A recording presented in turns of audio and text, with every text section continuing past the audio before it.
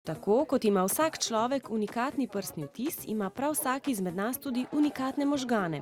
Študentka Liza razloži, da se možgani posušijo, ko se pojavi bolezen. Pol imamo pa v bistvu še znotraj možganov ene take mehne molekule, ki jih mora biti ravno prav. In če je kakšne preveč, potem ne delujejo v redu, ali pa če kakšne premalo, tudi ne delujejo v redu. In so zmešali možganski koktejl. Vsaka od teh cedevitk tukaj pač predstavlja en živčni prenašalec v možganih in če pač enega od teh ni, se potem to kaže kot najrazličnejše bolezni. Lahko od, ne vem, tega, da si zelo žalosten, do tega, da zelo pozabljaš stvari, do tega, da ne vem, se gibaš tako, kot se ne bi smel.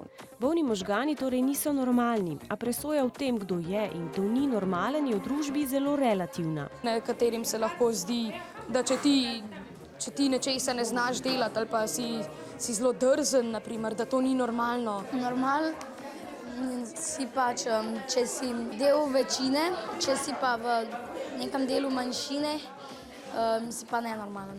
Portreti drugačnosti so bili tudi tema natečaja za mlade. Sodelovalo je skoraj 300 učencev, ki so svojimi izdelki sporočili, da ta posebnost, drugačnost ima tudi nek boljši, pozitivnejši prizvok in da je lahko tudi to neka prednost vsakega posameznika. Risbe, lutke, pesmi, filmi in stripi, ki so jih prejeli, sporočajo, da nas drugačnost lahko tudi bogati in povezuje.